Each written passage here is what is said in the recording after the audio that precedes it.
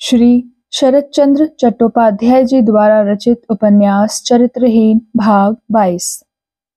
शैया रचना करते करते किरणमयी उसी के एक किनारे बैठकर म्लान करुण स्वर में बोली, यह क्या तुम्हारी नौकरी है या रोजगार है लल्ला, जो मालिक की मर्जी पर अथवा दुकान की बिक्री के ऊपर तुम्हारी सफलता या निष्फलता निर्भर होगी?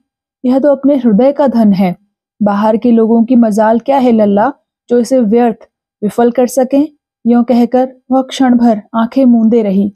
दिवाकर ने भक्तिनत चित्त से उस सुंदर तल्लीन मुंह की ओर देखकर धीरे से कहा, अच्छा भाभी, तुम क्या आंख मूंदते ही अपने हृदय के भीतर स्वामी का मुख देख पाती हो? किरणमयी ने आंखें खोलकर कुछ चौंक कर कहा, देख क्यों नहीं पाती भाई? जो मेरे यथार्थ स्वामी हैं वह दिन रात मेरे यहाँ विराजमान रहते हैं, कहकर उसने उंगली से अपने हृदय की ओर इशारा किया। दिवाकर ने इस बात को सरल भाव से ग्रहण करके विनम्र स्वर में कहा, लेकिन इससे लाभ क्या है भाभी? तुम तो ठाकुर देवता को भी नहीं मानती, इहकाल परकाल को भी स्वीकार नहीं करती, तब मरने के बाद किस तरह अपने स्वामी के पास जाओगी? किरणमयी ने कहा, मरने के बाद मैं किसी के पास नहीं जाना चाहती लल्ला, कहीं भी किसी के पास नहीं, एकदम अकेली रहना चाहती हूँ। कहीं भी किसी के पास नहीं, एकदम अकेली रहना चाहती हो, कहकर दिवाकर जैसे हतबुद्धि होकर किरणमयी की ओर ताकने लगा और उसके प्रश्न को सुनकर क्षण भर के लिए किरणमयी भी चुप रह गई, लेकिन फौरन ही जोर करके हंसती हुई बोली, मगर मैं पूछती हूँ कि जब तब तुम मेरी ही बातें क्यों सुनना चाहते हो? दिवाकर ने कहा, क्या जाने भाभी, सुनने को बड़ा जी चाहता है। किरणमयी ने ऊपर की चादर बिछाने के बहाने मुंह घुमाकर कहा, मैं एक आदमी के पास जाना चाहती हूँ, लेकिन वह मरने के उस पार नहीं भैया, इस पार ही। दिवाकर ने कहा, लेकिन वह तो मरण के उस पार चले गए हैं, उन्हें इस पार कैसे पाओगी? किरणमयी ने हंसकर कहा, वह अब भी इसी पार हैं, अब तक चली भी जाती, केवल। दिवाकर ने पूछा, केवल क्या भाभी? किरणमयी बोली, केवल यही एक बार जता देता कि वह मुझे चाहता है या नहीं। दिवाकर ने विस्मित होकर कहा, कौन इस पार है? कौन जतावेगा कि तुम्हें चाहता है या नहीं? तुम यह क्या कह रही हो भाभी? किरणमयी के मुख पर पल भर के लिए एक मलिन छाया तैर गई, किंतु क्षण भर में ही वह हट गई और फिर सारा मुख उज्जवल हो उठा। उसने कृत्रिम क्रोध के स्वर में कहा, तुम तो बड़े दुष्ट हो लल्ला, आप मुंह फोड़कर कुछ कहना नहीं चाहते, केवल मेरे ही मुंह से 100 बार सुनना चाहते हो। जाओ, उसकी खबर मैं नहीं दे सकूंगी, कहकर मुंह जरा आड़ में करके होंठ दबाकर हंसने लगी। दिवाकर ने भी यह हंसी देख ली और तब एक अज्ञात आवेग से उसके हृदय की धड़कन तेज हो गई। उसने अपने को जरा संभाल कर कहा, मेरी भला कौन सी ऐसी बात है भाभी जो मुंह फोड़कर तुमसे कहूं? किरणमयी ने घूम कर कहा, इतने दिनों में इतना जो सिखाया सो क्या सब व्यर्थ ही हुआ? एक बार अपनी छाती पर हाथ रखकर देखो तो भला, एक भयानक बात वहां निकलने के लिए उथल पुथल मचाए हुए है या नहीं? सच कहना। दिवाकर ने मंत्रमुग्ध की तरह कहा, कौन सी बात? क्या सिखाया है तुमने? किरणमयी ने कहा, तुमने तो अवाक कर दिया लल्ला, इतनी सी अवस्था में ही क्या अभिनय करना सीख गए हो? लेकिन जब तक तुम मुंह खोलकर नहीं कहते तब तक मैं भी नहीं कहूंगी। इसमें चाहे मेरा हृदय फट जाए चाहे तुम्हारा। इतना कहकर और झुककर दिवाकर की ठोड़ी को एकाएक हाथ से हिलाकर वह तेजी के साथ बाहर हो गई। दिवाकर काठ होकर बैठा रहा। किरणमयी ने अब तक उससे कितनी ही बार कितनी ही तरह से परिहास किया है, 1000 दफा 1000 बहानों से स्पर्श भी किया है, किंतु आज के इस परिहास, इस स्पर्श ने तो उसके कानों के भीतर जाकर सारे शरीर की सारी नसों में जैसे जलती हुई बिजली की धारा ही बहा दी। अपने शरीर के प्रत्येक रक्त बिंदु की इतनी बड़ी उत्तप्त द्रुत गति आज तक उसने कभी अनुभव नहीं की थी।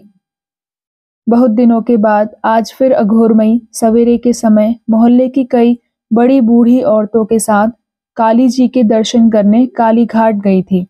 कह गई थी कि काली माता की आरती हो जाने के बाद जरा रात गए घर लौटेंगी। रात के 8 बजे होंगे। दिवाकर अपने बिछौने पर चुपचाप लेटा था और उसके सिरहाने एक दिया टिमटिमा रहा था। इसी स्वल्प प्रकाश में वह जो दुर्गेश नंदिनी उपन्यास पढ़ रहा था उसको मुंह पर औंधाए शायद आयशा की बात सोच रहा था। इसी समय किरणमयी ने भीतर आकर पूछा, लल्ला सो रहे हो क्या? दिवाकर ने मुंह पर से पोथी हटाए बिना ही कहा, ना, सिर में बहुत दर्द हो रहा है। किरणमयी ने हंसकर कहा, तब तो उसकी खूब दवा हो रही है। सिरहाने रोशनी जला रखने से क्या सिरदर्द अच्छा हो जाता है लल्ला? दिवाकर ने कहा, पुस्तक को कल ही लौटा देना होगा, इसी से पूरी किए डालता हूँ। किरणमयी बोली, आंखें मूंदकर आयशा का ध्यान करने से पुस्तक समाप्त ना होगी भाई, आंखें खोलकर पढ़नी होगी। सोना हो खा पीकर ही इसे समाप्त कर लेना। अब चलो, खाना ठंडा हो रहा है। दिवाकर की उठने की इच्छा न थी। उसने थके हुए अनुनय के स्वर में कहा, अभी रहने दो भाभी, मौसी जी को आ लेने दो, उसके बाद खाऊंगा। किरणमयी ने कहा, वे लोग कब लौटेंगी इसका कोई ठिकाना नहीं है लल्ला। आज मेरी भी तबीयत अच्छी नहीं है। सोचती हूँ उनकी कोठरी में भोजन की थाली ढककर रख दूंगी और जरा सोऊंगी। उठो, तुम्हें खिला पिला दूं। यों कहकर पास आकर उसने दिवाकर के मुंह पर से पुस्तक उठा ली। पास ही दिवाकर का लोहे का ट्रंक था। किरणमयी लौटकर उसी पर बैठ गई और बोली, उठो चलो।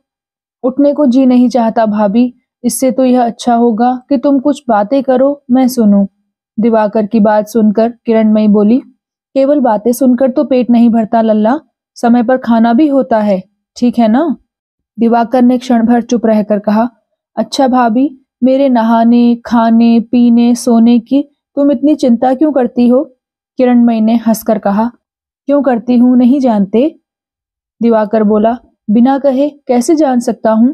किरणमयी बोली, यह कहना झूठ है लल्ला, बिना कहे भी जाना जा सकता है, और तुम भी ठीक तौर से जानते हो कि क्यों तुम्हारी इतनी चिंता रखती हूं। दिवाकर का चेहरा लज्जा से लाल हो उठा। वह कुछ देर चुप पड़ा रहा, फिर सहसा ना जाने कैसे करुण उदास स्वर में बोला, अच्छा भाभी, एक बात तुमसे पूछूं? किरणमयी बोली, एक क्या 100 बातें पूछो, लेकिन पहले खा पीकर मुझे छुट्टी दे दो, उसके बाद ना हो सारी रात बैठकर तुम्हारी बातों का जवाब देती रहूंगी। क्यों, राजी हो? कहकर वह हंसने लगी। दिवाकर ने इस परिहास का एक पलटा जवाब देने का प्रयास करके कृत्रिम सहानुभूति के स्वर में कहा, अच्छा तो है भाभी, तुम शायद इसी लोहे के कड़े बक्स पर रात भर बैठकर मेरी बातों का जवाब दोगी। किरणमयी ने मुस्कुराकर कहा, इस पर बैठने से अगर तुमको तकलीफ होती हो लल्ला, तो तुम्हारे नरम बिछौने पर ही आकर बैठ जाऊंगी। क्यों? तब तो फिर मन में क्षोभ ना रहेगा।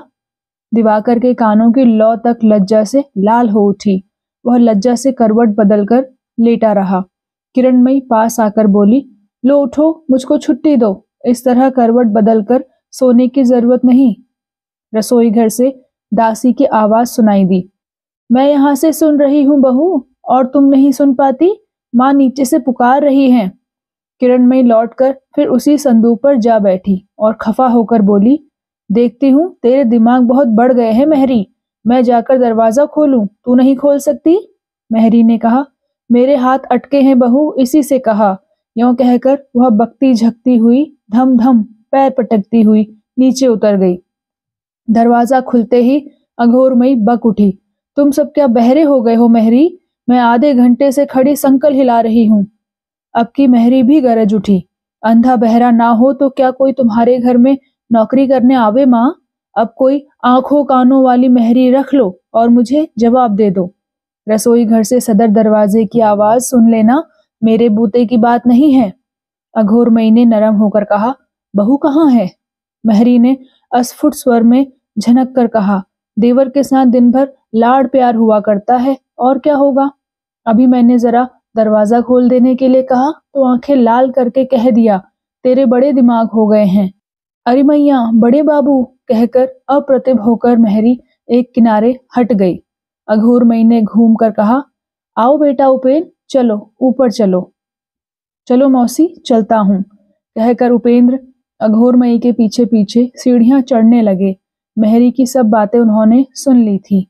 ऊपर आकर अघोरमयी ने तीखी आवाज में पुकारा, कहाँ हो बहू, जरा बाहर आओ, उपेन आया है। अंधेरी कोठरी के भीतर किरणमयी का कलेजा धड़क उठा और बिछौने पर दिवाकर की सारी देह शिथिल पड़ गई, पाले की तरह ठंडी हो गई। अघोरमयी ने फिर पुकारा, कहाँ गई? अरे एक चटाई डाल दो ना बहू, उपेन क्या यूं ही खड़ा रहेगा? किरणमयी ने कोठरी से बाहर आकर बरामदे में एक चटाई बिछा दी। उसके मुख से एकाएक कोई शब्द ही नहीं निकला। उपेंद्र ने पास आकर प्रणाम करके कहा, अच्छी तरह से तो है ना भाभी? किरणमयी ने अपने को संभाल लिया, सिर हिलाकर कहा, हाँ। तुम कैसे हो देवर जी? बहू ठीक है ना? खबर दिए बिना एकाएक कैसे?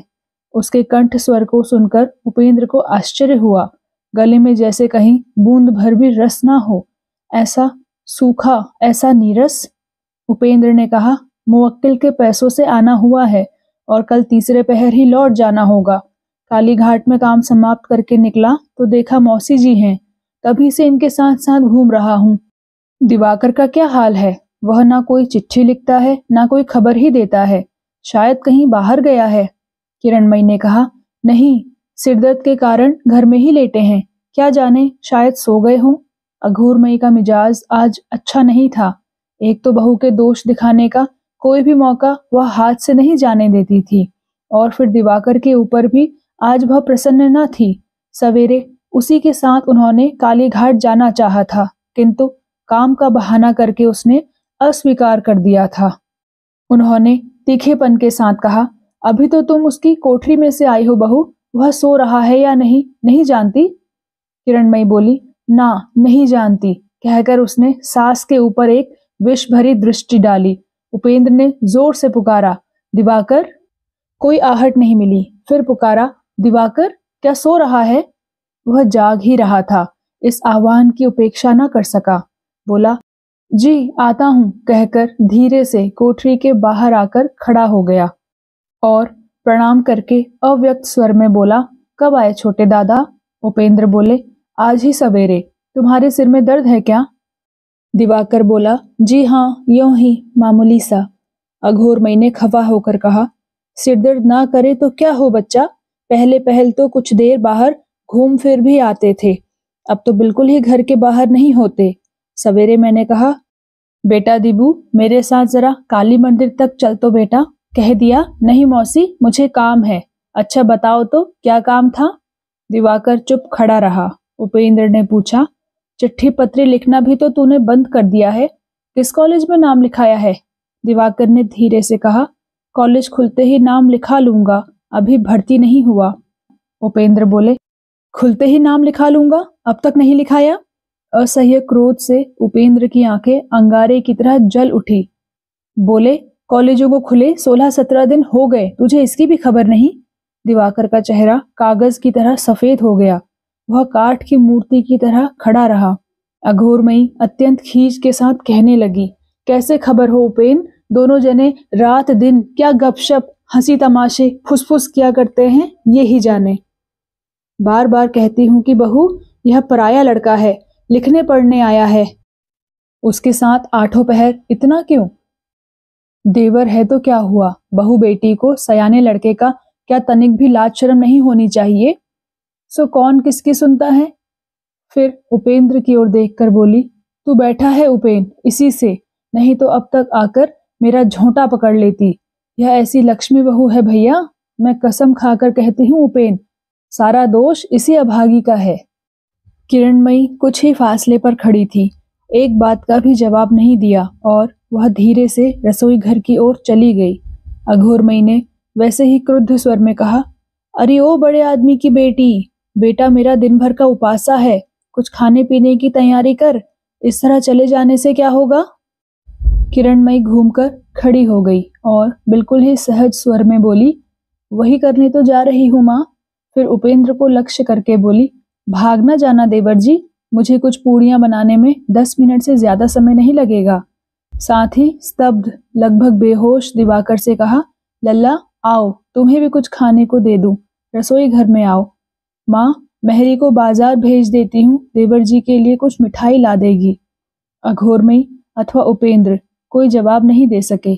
इस बहू के अपार संयम और असीम अहंकार ने जैसे एक साथ बुद्धि की सीमा से बाहर होकर कुछ देर के लिए उन्हें अवाक और वज्राहत सा कर रखा। लगभग घंटे भर तक बातचीत करके अघोरमयी अपना आह्निक और जप करने के लिए उठ गई। किरणमयी ने उपेन के पास आकर कहा, अपने कमरे में तुम्हारा खाना परोसकर रख आई हूँ, चलो। उपेंद्र चुपचाप उठकर अपने लिए बिछाए गए आसन पर जाकर बैठ गए। किरणमयी कुछ फासले से फर्श के ऊपर बैठकर बोली, आज यही जो कुछ है खा लो देवर जी, इससे अधिक बनाने में बेकार रात हो जाती। उपेंद्र ने सिर उठाकर देखा, दीपक के क्षीण प्रकाश में उसका मुख पत्थर की तरह कठोर दिखाई दे रहा था। उसने खाने की थाली एक तरफ हटाकर कहा, भाभी, खाने के लिए तो इतना ही काफी है, लेकिन मैं खाने के लिए नहीं आया, आपके साथ निराले में 2 बातें करने आया हूँ। किरणमयी ने कहा, मेरे बड़े भाग्य, लेकिन खाओगे क्यों नहीं? उपेंद्र क्षण भर आंखें नीचे किए धरती की ओर देखते रहे। उनका कठिन मुख जैसे और भी कठिन दिखाई पड़ने लगा। बोले, आपका छुआ खाने में आज मुझे घृणा मालूम हो रही है। किरणमयी चुपचाप गर्दन झुकाए बैठी रही। कुछ क्षण बाद सिर उठाकर धीरे से बोली, तो फिर खाने की जरूरत नहीं। फिर कुछ देर तक सिर झुकाए रहने के बाद गर्दन उठाकर जरा हंसी। बोली, घृणा होने की बात ही है, लेकिन यह कभी नहीं सोचा था कि तुम्हारे मुंह से यह बात सुनूंगी। वह सिर्फ एक आदमी था जो इस तरह घृणा से थाली हटा सकता था, और वह था सतीश, तुम नहीं देवर जी।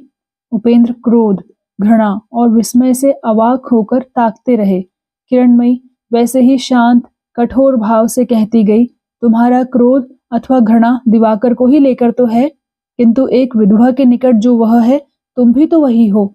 उसके साथ मेरा संबंध कहाँ तक पहुंच गया है, यह तुम लोगों का केवल अनुमान है, किंतु उस दिन जब मैंने अपने मुंह से तुम्हारे प्रति अपना प्रेम जताया था, तब तो तुमने मेरी परोसी हुई भोजन की थाली इस तरह घृणा से अलग नहीं खिसका दी थी। अपनी दफा शायद पराई स्त्री के हाथ की मिठाई में प्रेम का मधु अधिक मधुर लगता है देवर जी।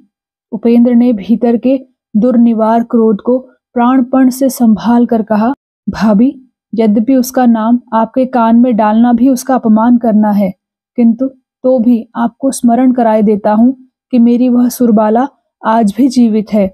वह कहती है कि मुझे जिसने एक बार प्यार किया है, उसकी मजाल क्या है कि और किसी को प्यार करे। मैंने केवल इसी भरोसे पर दिवाकर को आपके हाथ सौंप दिया था। सोचा था इन सब बातों में सुरबाला से कभी गलती नहीं होती। बात पूरी होने के पहले ही किरणमयी एकाएक दोनों हाथ उठाकर कह उठी, ठहरो देवर जी, यह बात तुमने अभी निसंशय रूप से कैसे विश्वास कर ली कि उससे गलती हुई, तुमसे नहीं हुई? उपेंद्र ने एकाएक खड़े होकर कहा, रात हुई जा रही है, मुझे बहस करने की फुर्सत नहीं है भाभी। मैं आपको खूब अच्छी तरह पहचानता हूँ, लेकिन यह बात निश्चय जान रखिएगा कि आप प्यार किसी को नहीं कर सकती। यह आपके बूते की बात नहीं है। आप केवल सर्वनाश कर सकेंगी। छी, अंत में दिवा को।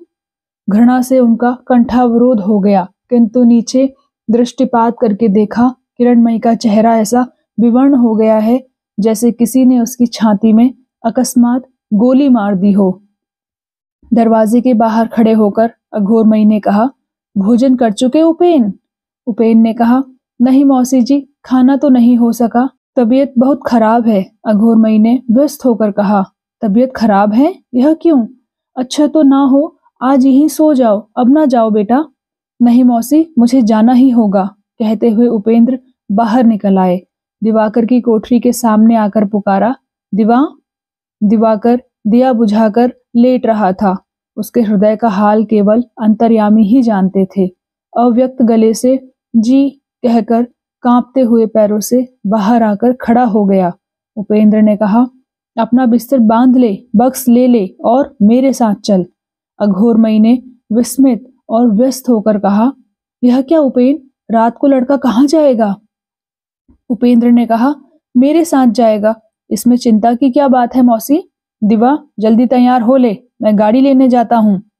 अघोरमयी ने उपेंद्र का हाथ पकड़कर विनती के स्वर में कहा, ना बेटा, आज अमावस की रात को उसका जाना किसी तरह नहीं हो सकता।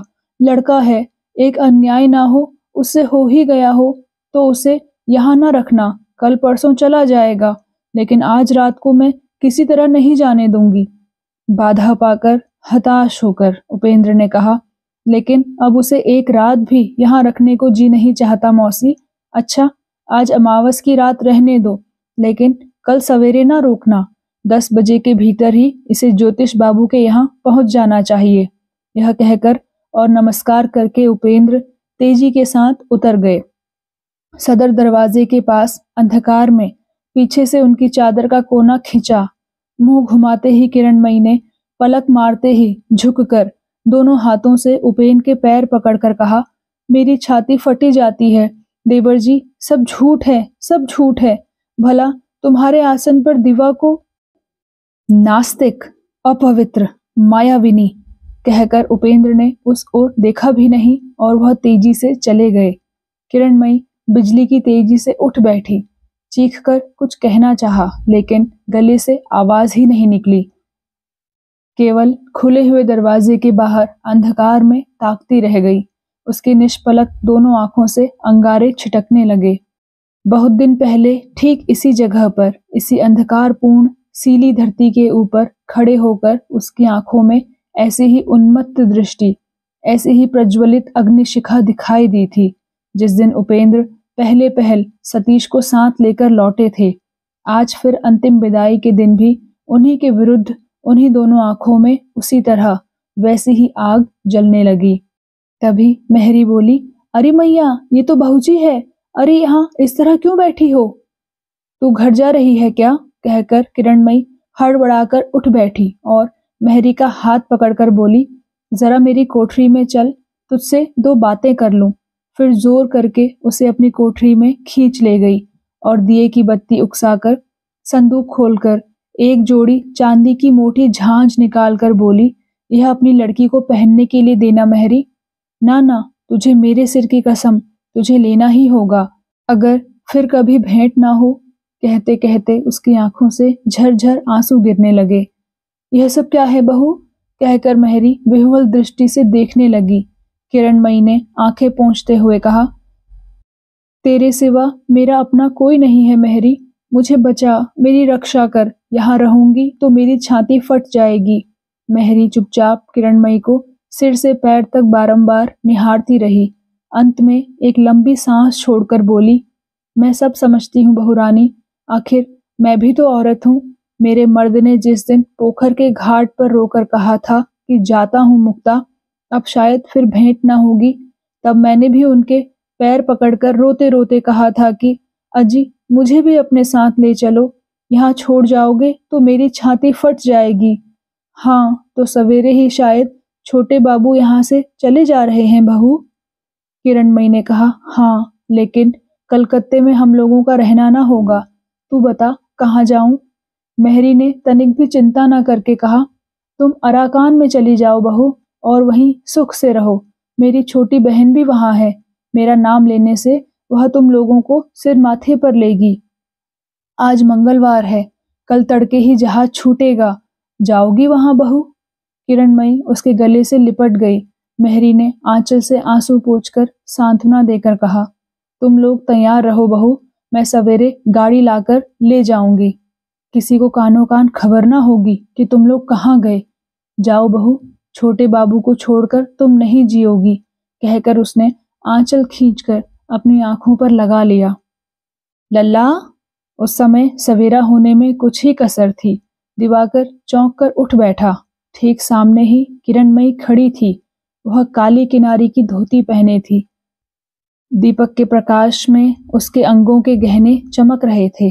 दिवाकर ने चौंक कर कहा, यह क्या भाभी, तुम? हाँ देवर जी, मैं ही हूँ। कहकर किरणमयी विह्वल दिवाकर की छाती पर औंधी होकर पड़ गई। बोली, लल्ला, तुम मुझे छोड़कर चले जाओगे? देखूं कैसे जाते हो। जवाब में दिवाकर एक भी शब्द ना बोल सका। उसकी आंखों से केवल आंसू टपकने लगे।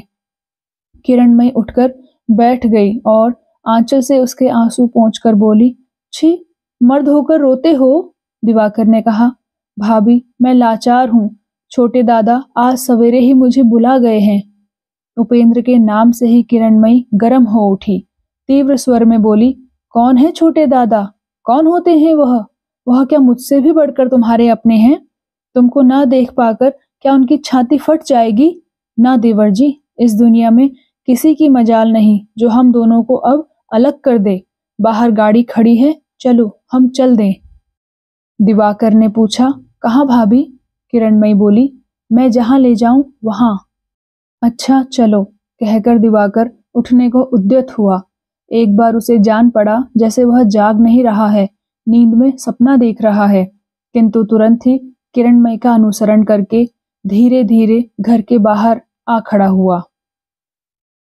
भृंगी कीड़ा जैसे झिंगूर को पकड़कर खींच लाता है, ठीक उसी तरह किसी दुर्निवार जादू के जोर से किरणमयी उस आधे बेहोश विभ्रांत चित्त अभागे दिवाकर को खींच के जहाज घाट पर पहुंच गई और टिकट खरीदकर अराकान जाने वाले जहाज पर सवार हो गई। भीड़ न होने के कारण जहाज के अफसरों ने दिवाकर और किरणमयी को पति पत्नी समझकर कैबिन में स्थान दे दिया। वहां किरणमयी को बिठाकर दिवाकर डेक के एक एकांत हिस्से में रेलिंग पकड़कर चुपचाप खड़ा हो गया। क्रमशः डेक पैसेंजरों के कर्कश शब्द से जहाज के अगले हिस्से की तरह दिवाकर का हृदय भी भीतर ही भीतर कांप उठा। क्षण भर में ही जहाज भागीरथी के बीच धारा में पहुंच गया और अपार सागर को पार करने के लिए धीरे धीरे गति और शक्ति का संचय करने लगा। जब यह ठीक समझ पड़ा कि जहाज चल देगा, तब अकस्मात दिवाकर की दोनों आंखों में आंसू भर आए और उसने दोनों हथेलियों से जोर से मुंह ढककर किसी तरह उमड़ी हुई रुलाई को दबाकर अपनी लज्जा का निवारण किया। पूर्व दिशा का आकाश उस समय भी बाल सूर्य की लाली से लाल हो रहा था और उसके निसंदिग्ध उपेन दादा उस समय तक ज्योतिष बाबू के घर में पलंग से उठे नहीं थे। भागने के लिए घर से बाहर निकलने तक जो भीषण अप्रकट ग्लानि दिवाकर के मन में अनजाने ही जमा हो उठी थी, उसका आखिरी हिस्सा कितना विभत्स और कैसा भयानक है, यह बात अब उसकी आंखों के आगे प्रकट हो उठी। एक भले घर की गृहस्थ वधू को कुल से बाहर किसी अज्ञात देश में वह स्वयं लिए जा रहा है, ऐसा असंभव कांड उसके अंतःकरण में कहीं भी अब तक सच्चा आश्रय नहीं पा रहा था। जब उसने देखा कि जहाज सचमुच चला जा रहा है, तभी उसे यह स्पष्ट उपलब्धि हुई कि अपनी शिक्षा, संस्कार, चरित्र, स्कूल, कॉलेज, देश, बंधु बांधव और सबसे बढ़कर उसके पिता के समान उपेन दादा, इन सब से वह कैसे निर्मम भाव से छूटा जा रहा है। वह अपने उपेन दादा की नजरों में अब भी एक छोटा बच्चा है। उन्हीं उपेन दादा के मन का भाव यह खबर सुनकर कैसा हो जाएगा, यह सोचते ही जैसे उसके हृदय का स्पंदन बंद हो जाने को हुआ। वह उसी जगह दोनों घुटनों के बीच मुंह डालकर बैठ गया और क्षण भर में ही उसके न रुक सकने वाले आंसू झरझर करके गिरने लगे। इसी समय किरणमयी उसके पास आकर खड़ी हुई और उसके सिर पर हाथ रखकर स्नेह से गीले स्वर में बोली, लल्ला जरा कैबिन में आकर बैठो। बड़ी कोशिश से और बड़े देर में दिवाकर अपनी आंखों का पानी सुखाकर सिर नीचा किए उठकर खड़ा हो गया और धीरे धीरे किरणमयी के पीछे पीछे कैबिन में आकर उपस्थित हुआ। किरणमयी ने दरवाजा बंद कर दिया और दिवाकर को अपने पास बिठाकर उसके दोनों हाथ अपने हाथ में लेकर उसके मुंह को ताकते हुए करुण स्वर में कहा, रोते क्यों हो भाई? दिवाकर की आंखों से फिर आंसू गिरने लगे। आंचल से आंसू पोंछकर किरणमयी ने कहा, सच बताओ लल्ला, तुम मुझे प्यार करते हो कि नहीं? किरणमयी ने उसके आंसुओं से भीगे हुए मुख को अपनी छाती पर खींचकर दबा रखा और धीरे धीरे उसके बालों को सहलाते हुए सांत्वना दी।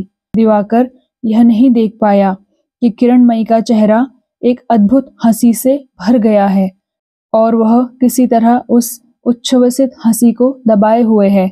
इसी तरह बहुत देर बीत गई। बहुत देर में जब दिवाकर के आंसू आप ही चुक गए, तब वह अपेक्षाकृत सुस्त होकर उठ बैठा और कुछ न कहकर दरवाजा खोलकर धीरे से बाहर हो गया। जहाज उस समय नदी के किनारे से सटकर टेढ़ा मेढ़ा चलकर मिट्टी से बच बचकर धीमी चाल से समुद्र की ओर जा रहा था। मछुओं की छोटी बड़ी डोंगियां और माल से लदी नावों के क्षुद्र यात्री उस बहुत बड़े जहाज की बहुत बड़ी मर्यादा की रक्षा करते हुए बीच में फासला छोड़कर दूर दूर बड़ी सावधानी से चल रहे थे। दिवाकर रेलिंग के पास एक कुर्सी खींचकर बैठ गया और दूर और निकट स्थल और जल में जो कुछ उसे दिखाई देने लगा उसी से मन ही मन अत्यंत वेदना के साथ चिर विदा लेते लेते अपने हृदय का असह्य दुख अपने अंतर्यामी से निवेदन करने लगा। कुछ देर में फिर कैबिन के भीतर पुकार हुई। किरणमयी ने कहा, बहुत देर हो गई, नहा आओ, मैं तब तक तुम्हारे खाने पीने का प्रबंध किए रखती हूँ। उसने हाल ही नहाया था। वह पीठ के ऊपर गीले बाल छिटकाकर कैबिन के फर्श पर बैठकर हांडी का मुंह खोलकर खाने पीने के सामान का हिसाब लगा रही थी। रात को ही उसने मेहरी के हाथों यह सब मंगा लिया था। दिवाकर ने जवाब दिया, तुम खा लो भाभी, मुझे तनिक भी भूख नहीं है। किरणमयी ने सिर उठाकर देखा। उसकी आंखों में कौतुक नाच रहा था। बोली, यह ना होगा, इस समय तुम ही मेरे गुरुजन स्वामी की तरह हो। इसी से सोच रखा है कि तुम्हारी थाली में तुम्हारा ही प्रसाद खाकर आज से अपने नारी जन्म को सार्थक करूंगी।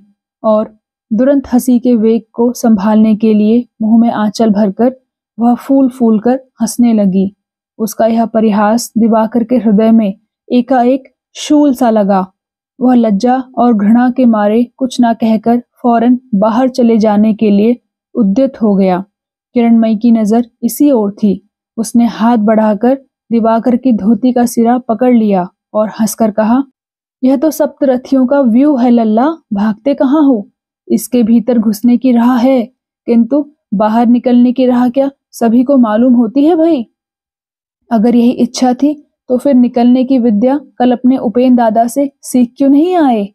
फिर तत्काल ही धोती का खूंट छोड़कर गंभीर होकर उसने कहा, हंसी नहीं कर रही हूँ लल्ला, मेरी बात मानो, नहाकर कुछ खा लो, उसके बाद बाहर की रेलिंग पकड़कर जितना जी चाहे रोना, मैं आपत्ति नहीं करूंगी। लेकिन यह भी कहे रखती हूँ कि इसके बाद इन आंसुओं की बहुत जरूरत होगी। इन्हें बिना प्रयोजन के व्यर्थ खर्च करके फिर कहीं पछताना ना पड़े। दिवाकर ने कुछ जवाब नहीं दिया। वह इस मर्म भेदी व्यंग्योक्ति को सहन कर सिर झुकाए चुपचाप बाहर चला गया और किरणमयी भी काठ की तरह सुन्न होकर बैठी रही। कारण उसके इस उपहास के निष्ठुर सत्य ने केवल दिवाकर को ही नहीं घायल किया, बल्कि दूने वेग से लौटकर किरणमयी के अकारण परिहास के झरने को भी पल भर में ही अवरुद्ध कर दिया। बहुत देर तक इसी तरह निश्चल भाव से बैठे रहने के बाद एकाएक उसे यह ख्याल आया कि बहुत देर हो गई, दिवाकर अभी तक नहाकर लौटा नहीं। तब उसने बाहर आकर देखा, दिवाकर का कहीं पता नहीं। लौटकर दरवाजा बंद करके फर्श पर बैठते ही उसके मुंह से आप ही आप निकल पड़ा, आह, यह भी भाग्य में लिखा था। इसके बाद ही उसकी दोनों आंखों का जल मुक्ताहार की तरह पड़ने लगा। बाहर आकर दिवाकर स्थिर नहीं हो सका। वह इधर उधर घूमकर टहलते टहलते जहाज के जिस हिस्से में तीसरे दर्जे के यात्री सिकुड़े हुए बैठे थे वहां उतर गया और भिन्न भिन्न प्रदेशों के अनेक जातियों के यात्रियों में अपने को बहलाए रखने के लिए राह खोजता फिरने लगा। इस भारतवर्ष में कितनी विभिन्न जातियां हैं, कितने प्रकार की विभिन्न पोशाकें और पहनावे हैं, कितनी अज्ञात भाषाएं प्रचलित हैं। यह आज पहले पहल देख सुनकर दिवाकर विस्मय से अवाक हो गया। जहाज के इस खोल के भीतर उस जनता और अनेक प्रकार की भाषाओं के सम्मिश्रण से जो अद्भुत कोलाहल हो रहा था वह भी कैसा विचित्र था। दिवाकर सीढ़ी से नीचे उतर गया और निर्वाक विस्मय से स्तब्ध होकर खड़ा रह गया। थोड़ी सी जगह पर दखल जमाने के लिए यात्रियों के बीच कुछ देर पहले जो प्रबल धक्कम धक्का, ठेला ठेली और जबरदस्त तर्जन गर्जन चल रहा था वह अब थम गया था। यात्री लोगों ने अपने दखल किए हुए स्थानों पर बिस्तर बिछाकर सामान का बेड़ा खड़ा करके भरसक निरापद होकर अब अपने पड़ोसी की ओर ध्यान देने की फुर्सत पाई थी। हर एक का संतोषजनक परिचय पाने के लिए उत्सुक होकर जोर जोर से बोल रहा था। दिवाकर ने समझ लिया यह कोलाहल उसी की समष्टि है। एक ओर दिवाकर की नजर पड़ते ही एक बंगाली उठकर चिल्लाने लगा, बाबू महाशय जरा इधर आइए। इधर आइए। इसके पास एक मजबूत काठी की औरत बैठी थी। उसने भी उत्सुक नेत्रों से उस मर्द के अनुरोध का ही समर्थन किया। दिवाकर बड़े परिश्रम से बहुत से लोगों की झिड़की और लाल लाल आंखों को बर्दाश्त करता हुआ भीड़ के भीतर सावधानी से बचा बचा कर पैर रखता हुआ उसके पास पहुंचा और उस आदमी ने पास रखे हुए एक लोहे के ट्रंक के ऊपर जगह दिखाकर कहा, यह मेरी टीन की संदूक नहीं है साहब, असल लोहे की है। आप बेखटके बैठिए। हाँ महाशय, आप। दिवाकर ने कहा, ब्राह्मण। उस आदमी ने फौरन दोनों हाथ बढ़ाकर दिवाकर के जूते के ऊपर से ही उसके चरणों की धूल लेकर जीभ में, गले में और माथे में बड़ी भक्ति से लगाकर कहा, मैंने सोचा था ये कई दिन वृथा ही जाएंगे। अच्छा महाशय, आप हैं कहाँ? दिवाकर ने उंगली से जहाज का ऊपरी हिस्सा दिखा दिया। उस आदमी ने कहा, कैबिन में हैं, चाहे जहां रहिए, शाम को एक बार पैरों की धूल देना ना भूलिएगा। जाइएगा कहाँ? रंगून? दिवाकर ने गर्दन हिलाकर कहा, नहीं, अराकान। इस पर वह व्यक्ति बोला, अराकान में तो मैं भी रहता हूँ, आज 20 बरस से वही हूँ, मगर महाशय को तो मैंने कभी देखा नहीं। यही पहले पहल जा रहे हैं? वहां शायद कोई आदमी है। नहीं है? ना हो, आप कुछ चिंता ना कीजिएगा। महाशय के माता पिता के आशीर्वाद से मैं वहां का एक बाड़ी वाला हूँ। मेरे कई कमरे खाली पड़े हैं, बस आप मेरे साथ ही चलिएगा। फिर पास बैठी हुई औरत को दिखाकर कहा, यह बाड़ी वाली है। बाड़ी वाली अब तक एकटक दिवाकर की ओर ताक रही थी। उसने बहुत ही भारी मोटे गले से पूछा, आपकी बहू भी शायद साथ है? दिवाकर का मुंह लज्जा से लाल हो उठा। उसने सिर हिलाकर किसी तरह यह जता दिया कि है। इस औरत के माथे में गोदना, मांग में खूब चौड़ा सिंदूर, नाक में नथ और दोनों कानों में 20-30 बालियां थी। सिर पर जो जरा सा नाम मात्र को आंचल पड़ा था, यह भी उत्साह के आवेश में नीचे खिसक गया। बोली, अच्छा ही हुआ जो आपसे भेंट हो गई। अराकान बहुत बुरी जगह है बाबू, मग्गों का मुल्क है, लेकिन मेरे घर पर किसी की मजाल नहीं कि दांत गड़ावे। मैं ऐसी वैसी बाड़ी वाली नहीं हूँ। उस देश में ऐसा कोई नहीं है जो कामिनी वैष्णवी को ना डरता हो। आप मेरी बाड़ी में रहिएगा, कोई डर नहीं है। किराया 5 रुपए महीना है, लेकिन मैं 4 ही ले लूंगी। हाँ बाड़ी वाले, तुम्हारे कारखाने में इन्हें कोई काम मिल जाएगा ना? बाड़ी वाले ने जरा इधर उधर करके कहा, सो क्यों ना मिल जाएगा? दिवाकर ने प्रश्न किया, महाशय का नाम? उसने कहा, हरीश भट्टाचार्य। ना ना, हाथ ना जोड़िए, अपराध होगा। मैं ब्राह्मण नहीं हूँ, कैवर्त मल्लाह हूँ। लोग आदर करके भट्टाचार्य कहते हैं। मैंने 3 लड़की, 1 कंठी और माला पहन ली है। मछली मांस खाना छोड़ दिया है और बहुत तो कर चुका महाशय। 2-2.5 हजार रुपए खर्च करके चारों धाम हो आया और घर में भी 3-4 साल से नवरात्र में दुर्गा पूजा करता हूँ। अब और क्यों, इसी से बाड़ी वाले से बीच बीच में कहता हूँ कि अराकान में जो कुछ है सब बेच बाच कर चलो, किसी तीर्थ स्थान में चलकर रहा जाए। कहकर वह उदास मुंह बनाकर चुपचाप ऊपर की ओर ताड़ने लगा। बाड़ी वाली ने अपने स्वाभाविक मोटे गले से जवाब दिया, मैं भी तो यही कहती हूँ। कच्ची उम्र में तकदीर के फेर से जो कुछ किया है सो तो किया ही है, वह कुछ मेरे माथे पर नहीं लिखा है। मैं भी कहती हूँ, बाड़ी वाले, बस अब और नहीं, चलो यहाँ से चलें। यों कहकर वह भी आंखें ऊपर करके सुन्न होकर बैठी रही। दिवाकर पक्का आदमी न था। इस सब इतिहास का निगूढ़ तत्व कुछ भी न समझ पाकर वह भी चुप बैठा रहा। बाड़ी वाली ही बोली, हाँ बाड़ी वाले, तो फिर अब चूड़े भिगो दूं? बाड़ी वाले का ध्यान उचट गया। उसने धीरे धीरे कहा, भिगो दो। संसार से अनभिज्ञ दिवाकर इस इशारे का मतलब अब समझा। उठकर खड़े होकर बोला, अब मैं जाता हूँ, फिर आऊंगा। हरीश से विदा होकर दिवाकर बिना नहाए खाए ही डेक की एक आराम कुर्सी पर लेटकर सो गया था। वह जान ही ना पाया कि जहाज कब नदी के गंदले पानी से निकलकर खारे सागर के काले काले अथाह पानी में पहुंच गया। लोगों के अस्फुट कोलाहल से दिवाकर की नींद खुल गई। उसने आंख खोलकर सामने देखा, लाल लाल सूर्य डूब रहा है। बहुत से लोग तर्क वितर्क करते करते यही देख रहे थे। जिस सूर्यास्त का विवरण उसने पहले अंग्रेजी और बंगला की पुस्तकों में अनेक बार पढ़ा था, वही सूर्यास्त, यह वही सचमुच का समुद्र है। चारों ओर दृष्टिपात करके उसने एक बार उस अनंत जलराशि को देख लिया और फिर अस्त हो रहे सूर्य देव को नमस्कार करते ही उसकी आंखों में आंसू भर आए। सूर्य के अस्त हो जाने पर भी वह उधर ही ताकता रहा। क्रमशः आकाश और जल दोनों का एक सा गहरा काला रंग हो गया। तब भी दिवाकर वैसे ही रेलिंग पर झुका स्तब्ध होकर ताकता रहा। रात की ठंडी हवा तेजी के साथ चलने लगी। ऊपर का डेक लगभग जनशून्य हो चला।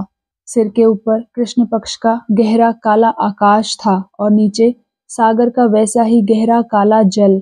दोनों के बीच दिवाकर ने अपने हृदय की बहुत गहरी कालिमा को डुबा दिया और कुछ देर के लिए उसे कुछ स्वस्ति मालूम हुई। इसी समय अचानक किसी के कोमल हाथ के स्पर्श से उसका ध्यान उचट गया। चौंक कर देखा, किरणमयी है। किरणमयी ने कहा, क्या हो रहा है लल्ला? तुमने क्या मरने का प्रण करके अनशन व्रत लिया है? दिवाकर ने जवाब नहीं दिया, मुंह फेरकर चुप हो रहा।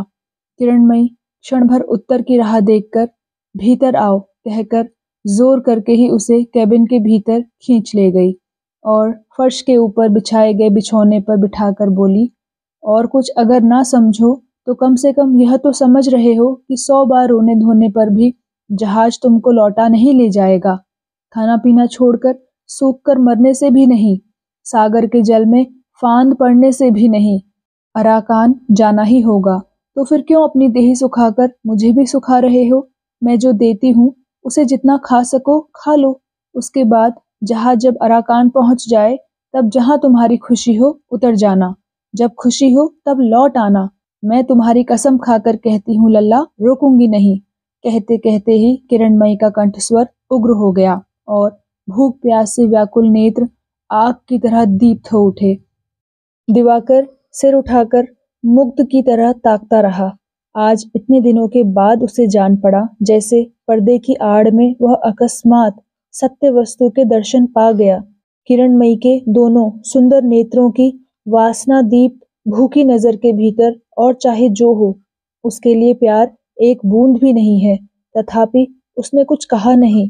चुपचाप नजर नीची करके दोनों घुटनों के बीच मुंह डालकर पत्थर की मूर्ति की तरह बैठा रहा। क्षण भर बाद ही किरणमयी उठी और एक हांडी के भीतर से कुछ मिठाई एक छोटी सी रकाबी में रखकर ले आई और दिवाकर के सामने घुटने टेक कर ऊंची होकर बैठ गई। फिर जबरदस्ती एक हाथ से उसका मुंह उठाकर दूसरे हाथ से एक एक मिठाई का टुकड़ा उसमें डालने लगी। इसी तरह सब मिठाई खिलाकर किरणमयी ने क्षण भर जैसे अपने मन में कुछ सोचा, फिर झुककर दिवाकर के गीले होंठों को चूम लिया और वह खिलखिलाकर हंस पड़ी। इस विषाक्त चुंबन और निष्ठुर हंसी को दिवाकर ने अपनी सारी शक्ति एकत्र करके सह लिया, किंतु रात को जब एक ही बिस्तर पर एकत्र सोने की तैयारी होने लगी तब उससे किसी तरह नहीं रहा गया। उठकर खड़े होकर उसने कहा, यह नहीं होगा भाभी, यह मुझसे किसी तरह नहीं हो सकेगा। मुझे छोड़ दो, मैं बाहर किसी भी जगह जाकर पड़ा रहूंगा, लेकिन तुम्हारी इस आज्ञा का पालन करने के लिए किसी तरह इस कैबिन में रात नहीं बिता सकूंगा। किसी तरह नहीं, किसी तरह नहीं। किरणमयी बिछौने बिछा रही थी, घूमकर खड़ी हो गई। दिवाकर फिर दृढ़ स्वर में कह उठा, यह किसी तरह न होगा। किरणमयी ने पहले हंसने की चेष्टा की, किंतु हंसी नहीं आई। बोली, क्या ना होगा लल्ला, सोना। उसकी दोनों आंखें गोली खाई हुई शेरनी की तरह धक धक करके जल उठी। उसने दांतों से दांत दबाकर धीरे से कहा, तुम क्या सोचते हो कि किसी भले घर की बहू को घर से निकाल लाना इतना सहज है? या तुम ऐसे दूध पीते बच्चे हो कि किसी काम का क्या फल होगा कुछ भी नहीं समझते? सोचा होगा कि सारा अपराध मेरे सिर डालकर मजे से भले मानुष की तरह देश लौटकर अपने उपेन दादा के पैर छूकर कसम खाकर कहोगे कि तुम साधु पुरुष हो और तुम्हारे उपेन दादा सिर ऊंचा करके चलेंगे। यह न होगा लल्ला, तुम मेरी सब बातें नहीं समझोगे, समझने की जरूरत भी नहीं है। तुम साधु पुरुष हो या नहीं इसकी भी मुझे चिंता नहीं, किंतु अपराध के बोझ से जब मेरा सिर झुक जाएगा तब तुम्हारे उपेन दादा को सिर ऊंचा करके चलने लायक मैं किसी तरह नहीं रहने दूंगी, यह तुम निश्चय जान रखो। यह कहकर वह फिर शैया रचना में लग गई और पास ही गद्दीदार बेंच के ऊपर दिवाकर जड़ मूर्ति की तरह सिर नीचा करके बैठा रहा। रात को दोनों पास पास सोए। भाग्य के फेर से सर्वस्व दान करके राजा हरिश्चंद्र ने जैसे डोम के हाथ आत्मसमर्पण किया था, वैसे ही दिवाकर ने इस घोर पापिष्ठा की सेज पर आत्मसमर्पण कर दिया। रात भर दिवाकर के तंद्रा से ढके हुए दोनों कानों में न जाने कहाँ का अस्फुट रोना एक प्रवाह की तरह आकर पहुंचता रहा और उसी के बीच में न जाने किनकी क्रुद्ध लंबी सांसें रह रहकर गरज उठने लगी।